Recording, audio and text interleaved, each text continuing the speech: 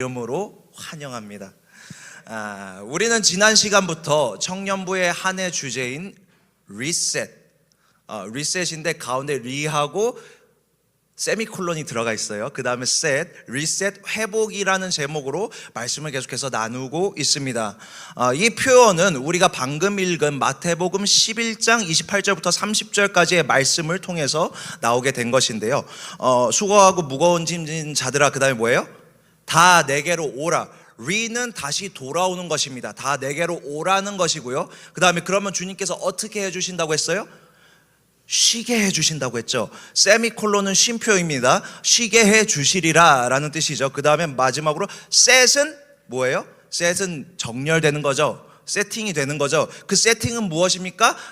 내게로 와서 배우라라고 말씀하시지 않습니까? 주님께로 가서 주님께 배우는 인생. 그러므로 말미암아 우리가 회복이 되어지게 된다는 것이죠. 회복이란 무엇입니까? 원래의 자리로 다시 돌아오는 것. 우리의 원래의 자리가 어디였습니까? 하나님의 자녀로서의 자리죠. 그렇다면 하나님의 자녀로서 그 자리로 되돌아오는 것. 그래서 리셋이라는 단어는 재정렬이라는 뜻을 가지고 있잖아요, 영어로. 그러므로 우리의 회복은 재정렬되는 것, 자녀로서 다시 세워지는 것이 바로 우리의 회복인 것입니다.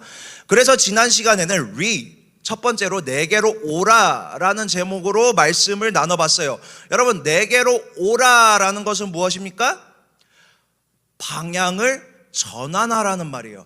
방향을 하나님께로 돌리라는 말이에요. 그래서 주님께로 돌이켜서 주님께로 나아가는 것, 이것을 우리는 두 글자로 무엇이라고 할 수 있습니까?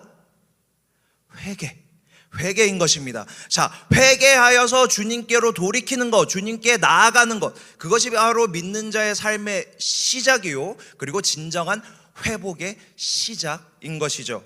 그런데 이 내게로 오라는 말씀과 그 이후 30절까지 우리가 계속 나눠본 이 말씀 전체는 사실상 11장 본문 전체의 결론과도 같다고 했어요. 그러므로 우리는 이 본문의 의미를 더 잘 알려면 어떻게 해야 합니까? 11장의 배경을 쭉 더 문맥을 살펴봐야만 한다고 했죠. 그래서 11장은 어떠한 사건으로 인해서 발단이 되었습니까? 11장은 바로 세례 요한의 의심으로부터 시작되었습니다.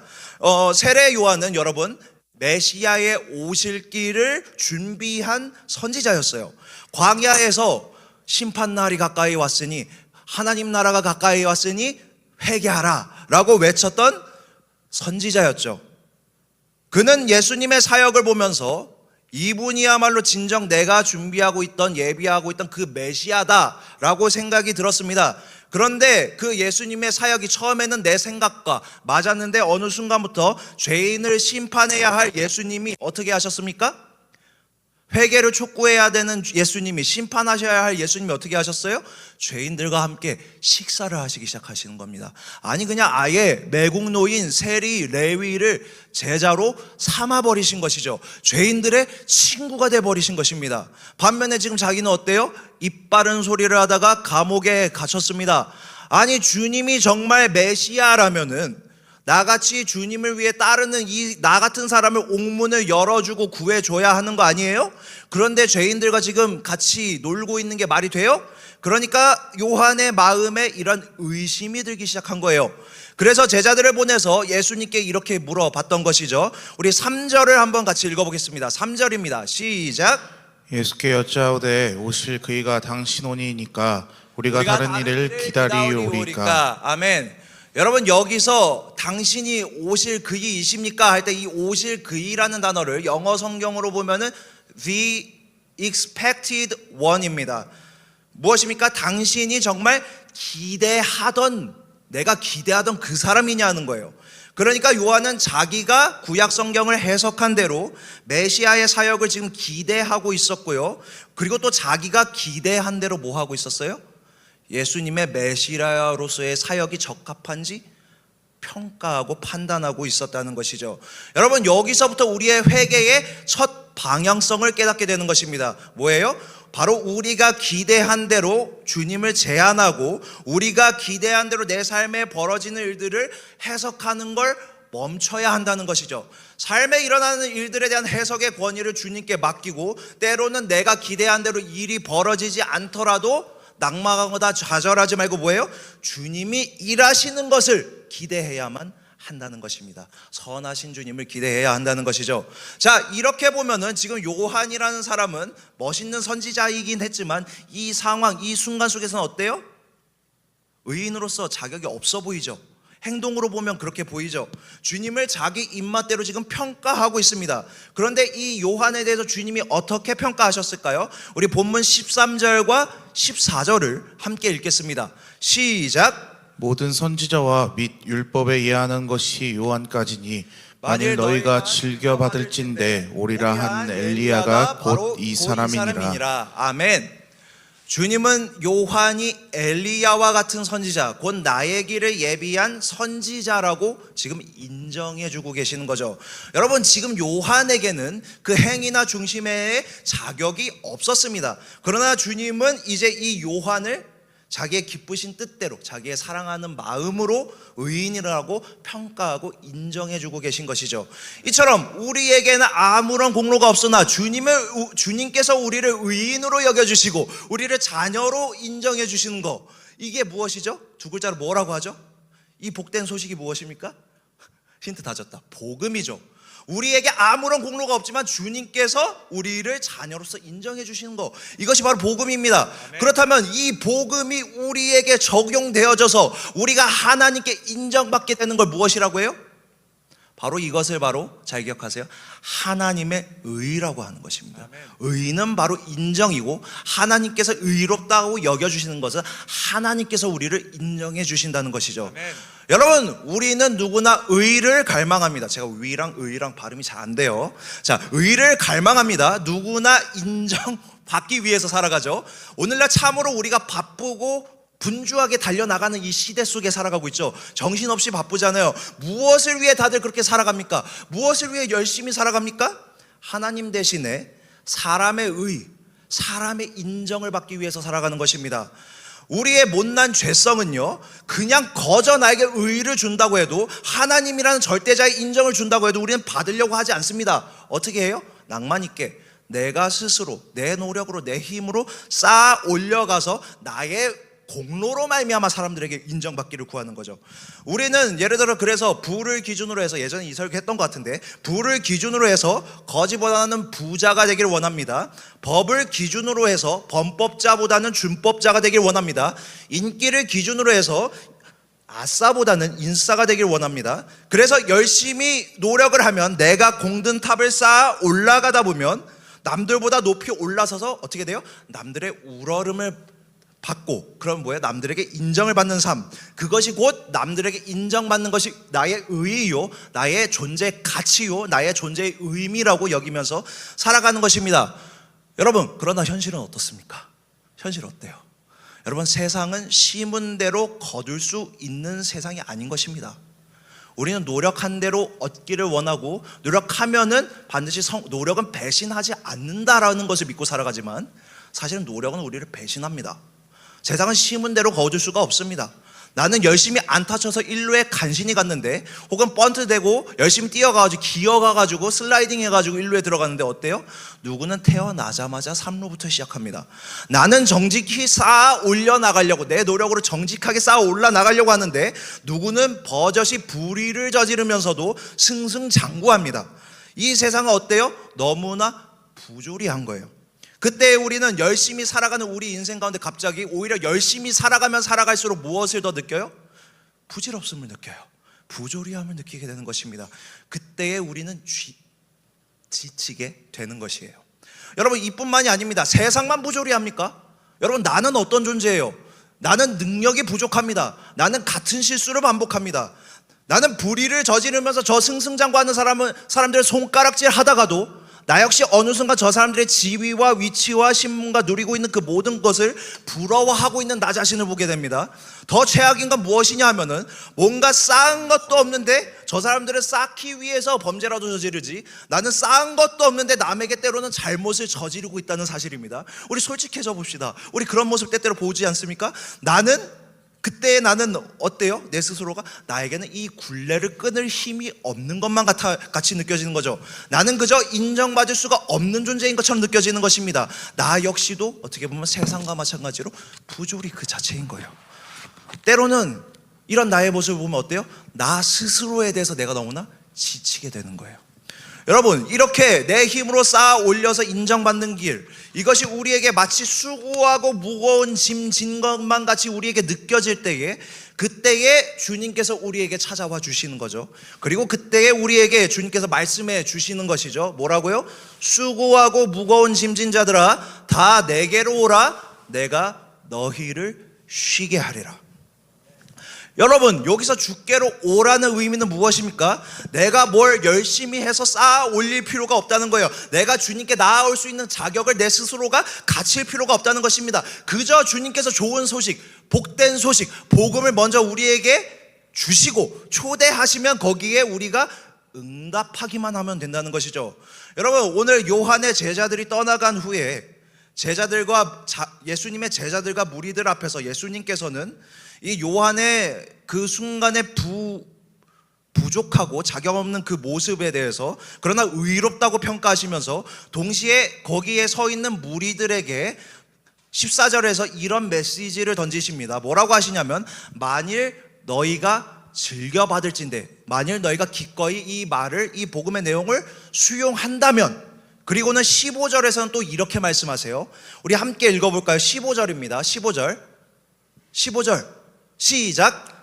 귀 있는 자는 들을지어다. 아멘. 그 당시에 거기 있는 무리를 포함해서 수많은 사람들이 이 값없이 주어진 복음에 대해서 받아들이지 않고 듣지를 들어 먹지를 않고 있었습니다. 다들 자기 열심으로 뭔가 쌓아 올려야 된다고 생각하고 그렇게 살아갔어요.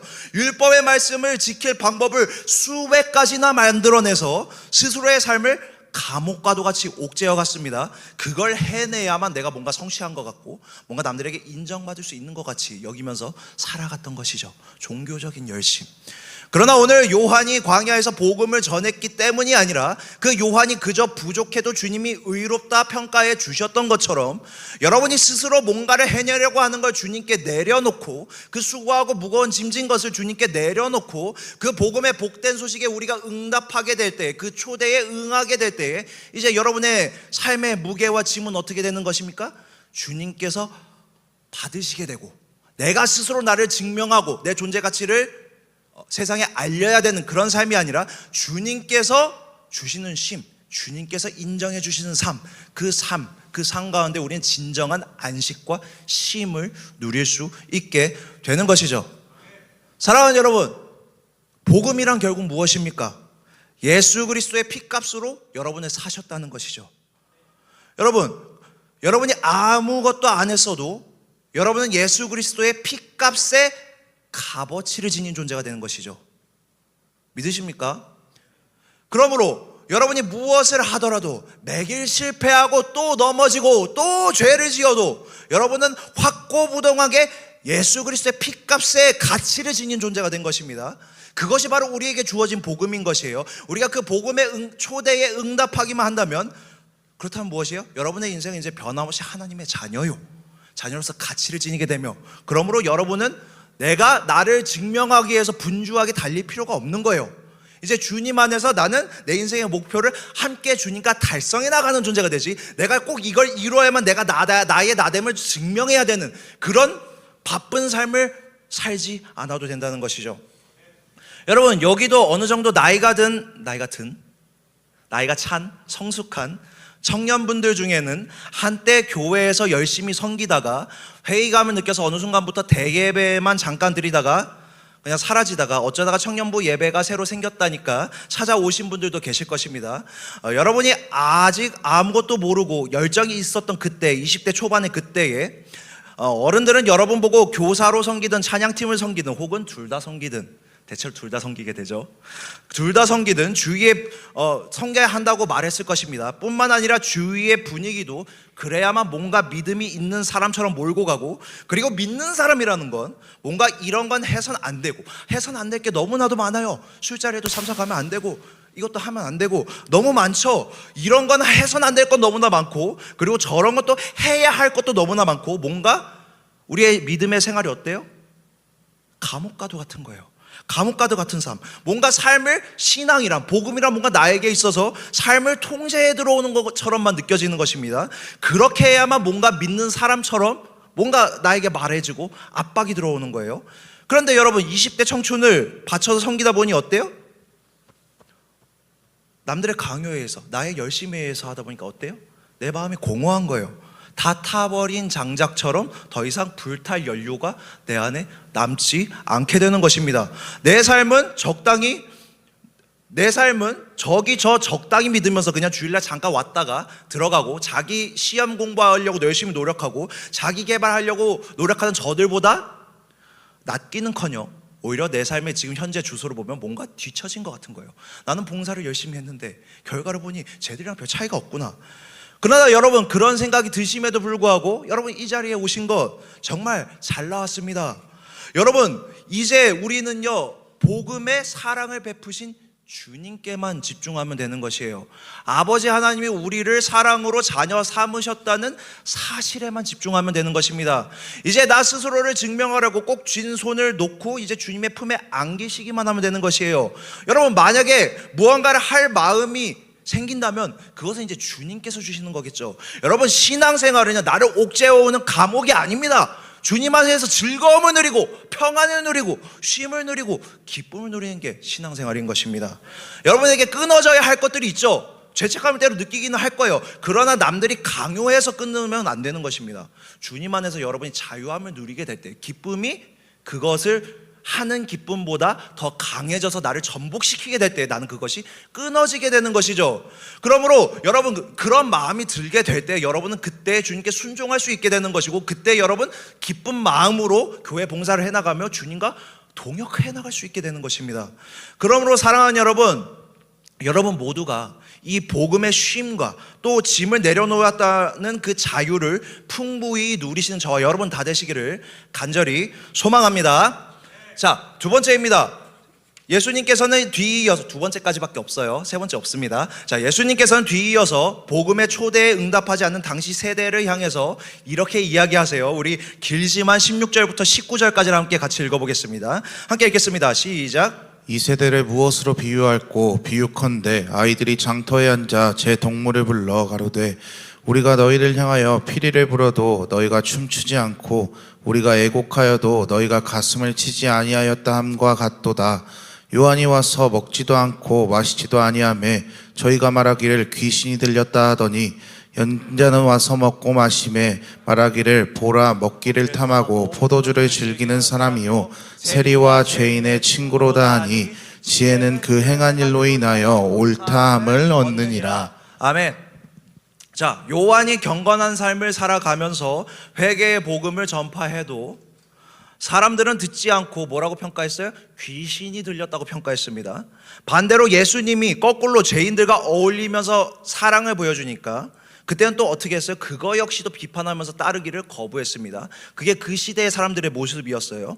뭐예요? 행동은 하지 않고 남의 인생을 평가하는 인생, 평가 뒤에 나는 숨어있는 인생. 어떤 인생이에요? 사실은 패배주의적인 인생들이 그 시대 가운데 가득했던 것입니다. 여러분, 오늘날에도 참 이런 사람들이 많아진 것 같아요. 오늘날 이 한국 사회가 어떤 사회예요? 선진국이 되다 보니까 저성장 시대가 됐잖아요. 그렇죠? 경제 성장률이 낮으니까 어때요? 취업의 문이 어때요? 점점 좁아지고 있어요. 웬만한 노력으로는 결실을 맺기가 어려운 시대입니다. 그래서 한 10년 전부터는 여러분 책 혹시 좋아해요? 안 좋아해요? 그래도 서점 가면은 뒤에 열심히 손 들고 계시는 키 큰 청년 계신데 멀대가 있는데, 자, 10년 전부터 베스트셀러 칸에 보면은 인문학 코너에 니체라는 철학자의 책들이 많이 꽂혀 있습니다. 니체라는 사람에 관한 책들, 니체의 말, 초역 니체의 말, 뭐 어쩌고 저쩌고 막 이러면서 니체에 관한 책들이 많이 꽂혀 있어요. 여러분, 니체라는 사람 어렵게 생각할 필요 없습니다. 여러분 혹시 아모르 파티 알아요? 아모르 파티 딴따따단따. 이 아모르 파티가 원래 니체가 한 말이에요. 아모르는 무슨 뜻이냐면 아모르 웨딩홀 있죠. 아모르 사랑하다라는 뜻이에요. 파티는 뭐예요? 파티는 페이트예요. 페이트는 뭐예요? 운명이에요. 그러면 뭐예요? 운명을 사랑해라. 자기 운명에 대한 긍정이죠. 그러니까 어려운 일, 어떤 현실이 닥쳐오더라도 그것을 운명으로 받아들이고, 그리고 그것은 나의 운명이니까 나는 그것을 어떠한 일이 벌어지더라도 긍정하며 이겨내겠다. 그래서 뭐예요? 니체가 바라는 궁극적인 인간상이 무엇입니까? 모범만시.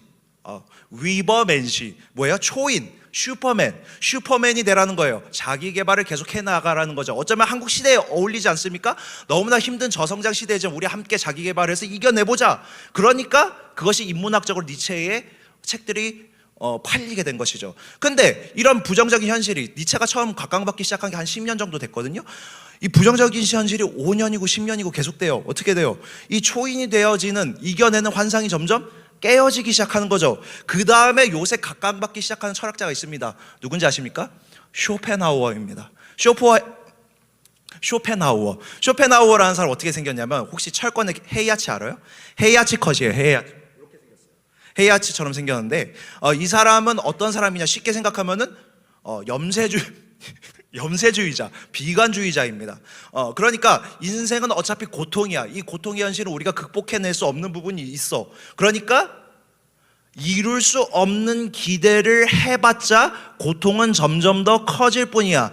그러면 우리가 해야 될 일은 무엇이냐 하면은 이룰 수 없는 쓸데없는 기대를 줄이고 소소하고 확실한 행복만을 추구하자. 인문학적으로는 쇼펜하우어의 철학이 유행하기 시작하고 우리의 입속에선 무슨 단어가 유행하기 시작해요? 소확행이라는 단어가 유행하기 시작하는 것이죠. 그런데 여러분 참 이 생각은 위험한 생각입니다.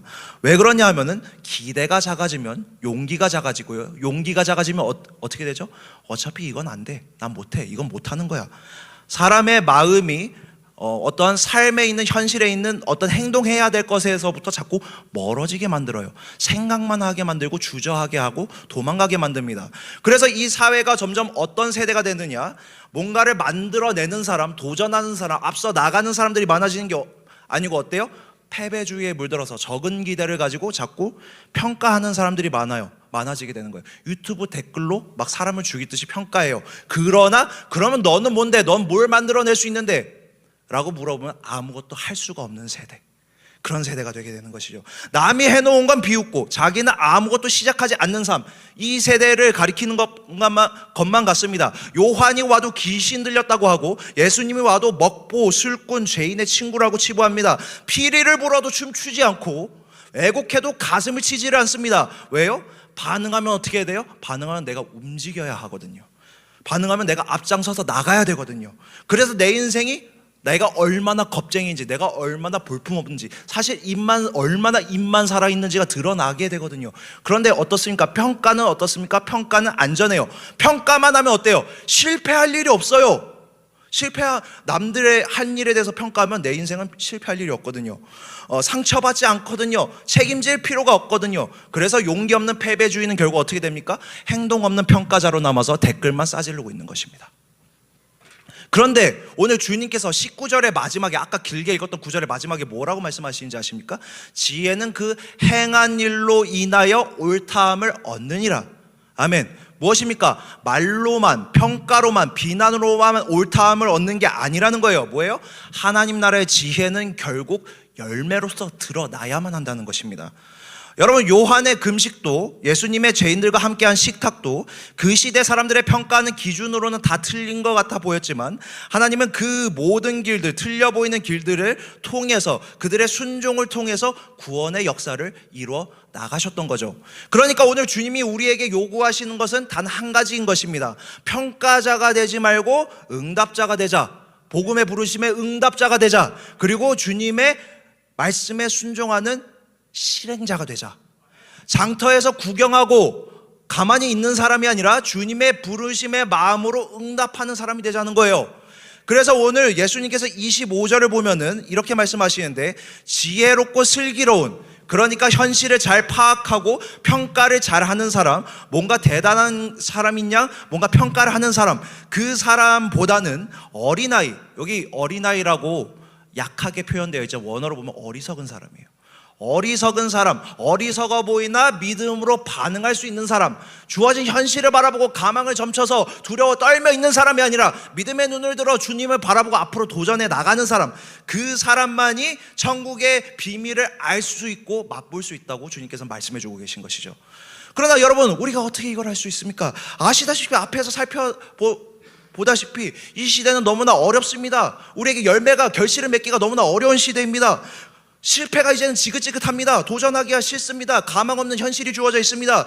무슨 동력으로, 무슨 동기로, 무슨 힘으로 그걸 해나갈 수 있단 말입니까? 우리 본문 27절을 함께 읽어볼까요? 27절입니다. 시작. 내 아버지께서 모든 것을 내게 주셨으니 아버지 외에는 아들을 아는 자가 없고 아들과 또 아들의 소원대로 계시를 받는 자 외에는 아버지를 아는 자가 없느니라. 블라블라블라블라. 굉장히 길죠. 무슨 소리인가 하면은 간단합니다. 어려운 말이 아니에요. 내 아버지께서 모든 것을 예수님께 내게 맡기셨다. 여러분, 아버지께서 모든 것을 아들에게 맡기셨다는 것은요, 그렇다면 우리에게는 어떤 의미가 됩니까? 우리가 아들을 믿게 되면 그 비밀에 대해서 우리가 알 수 있게 된다는 거예요. 아주 쉬운 말이죠. 아들을 믿는 사람에게는 아들이 하나님을 알게 하시고 하나님의 뜻을 알게 하시고 복음의 계획을 보게 하신다는 것입니다.